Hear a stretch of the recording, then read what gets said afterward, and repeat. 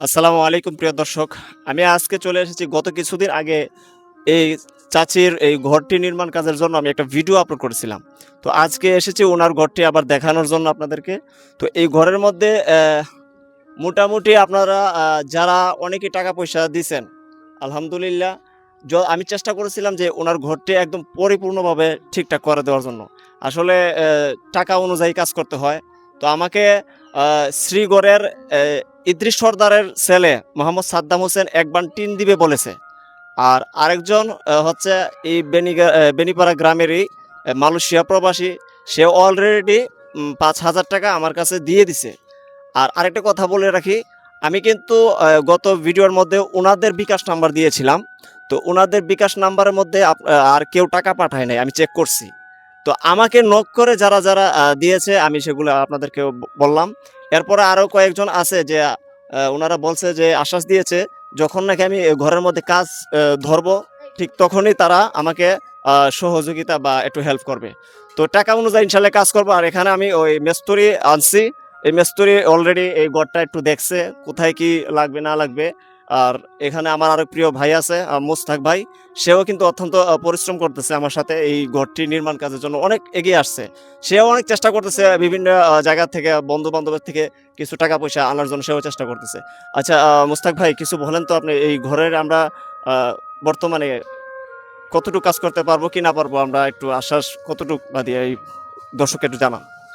এখানে আমাদের গড়ের বিষয়টা নিয়ে আমরা একটা ভিডিও বানাইছিলাম।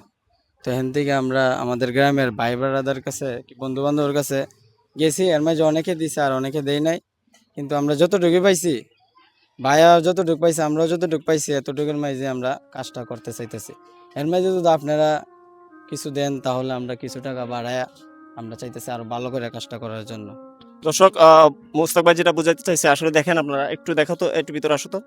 এই যে দেখেন আপনারা ঘরের মধ্যে কি বলবো, হালকা বৃষ্টি আসার সঙ্গে সঙ্গেই কিন্তু পানি আসে, মানে ঝরঝরে পানি পড়ে, এবং আপনার একটা পালাও কিন্তু ঠিকঠাক নাই এই ঘরের মধ্যে। তো আমি চাইছিলাম যে আপনারা যদি সহযোগিতা করেন এই অসহায় চাচির জন্য, এই ঘরটি নির্মাণ কাজের জন্য আপনারা যদি সহযোগিতা করতেন তাইলে আমি পুরাটা ঘরই তৈরি করে দিতাম। তো আসলে অনেকে টাকা দিছে আর অনেকে টাকা দেয় নাই। তো আমি টাকা অনুযায়ী কাজ করতেছি। তো পুরাটা ঘর আমি লাড়া দেওয়ার মতো আমার এখন পর্যন্ত এত টাকা উঠে নাই। তো আমার যত টাকা উঠছে এত টাকা অনুযায়ী আমি ইনশাল্লাহ এই ঘরের মধ্যে কাজ করাবো। মিস্ত্রি আনছি, মিস্ত্রির সাথে পরামর্শ আমি নিতেছি। আর ওনার কিন্তু আসলে ছেলে সন্তান নাই। দর্শক দেখলে অনেক মায়া লাগে। দেখেন ওনার কিন্তু ছেলে সন্তান নাই। যদি ছেলে সন্তান থাকতো তাহলে আজকে আমাকে উনি ডাকতো না, বা আমিও আপনাদেরকে ভিডিওর মাধ্যমে দেখাইতাম না। ওনার ছেলে এই ঘর তৈরি করতো। তো উনি খুব অসহায় মানুষ, দিলে উনি খায়, খুব কষ্টের মধ্যে আছেন। তারপরেও আলহামদুলিল্লাহ যে কয়জনে কিছু হেল্প করেছেন ইনশাল্লাহ, অন্তত এই যে ভাঙ্গা ঘরটি আছে কিছুটা হলো উনি উন্নতির দিকে পাবে। কারণ বৃষ্টি আর হবে না ইনশাল্লাহ। এই যে দেখতে পাচ্ছেন, অন্তত এই ভাঙ্গা ঘরটির থেকে উনি মুক্তি পাবেন। আমি যতটুকু চেষ্টা করব, যে টাকা পয়সা অলরেডি উঠেছে আমার কাছে এসেছে, তো আমি এই টাকা অনুযায়ী কাজ করে আপনাদেরকে এই ঘরটার মধ্যে অন্তত উনার এই বৃষ্টি থেকে তিনি রেহাই পাবেন। তো দর্শক, এখনো কিন্তু আপনারা চাইলে ওনারকে হেল্প করতে পারেন। এখনো সময় আছে। আমি মিস্ত্রি আনছি, 2-1 দিনের মধ্যে ইনশাল্লাহ কাজ শুরু করব। তো আপনারা এখনো যারা সহযোগিতা করতে চান এই অসহায় চাচির জন্য, এই ঘরটি নির্মাণ কাজের জন্য, আপনারা এগিয়ে আসেন। আমি যেন এই ঘরের কাজটি মোটামুটি করতে পারি।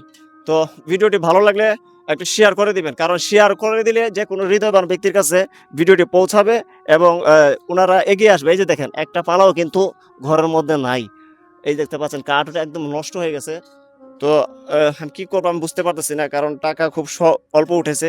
যে টাকাগুলো উঠছে আমি তো আপনাদেরকে বললাম, এবং যারা দিয়েছে তাদেরকেও আমি এই ভিডিওর মাধ্যমে ওনারা জানতে পারবে।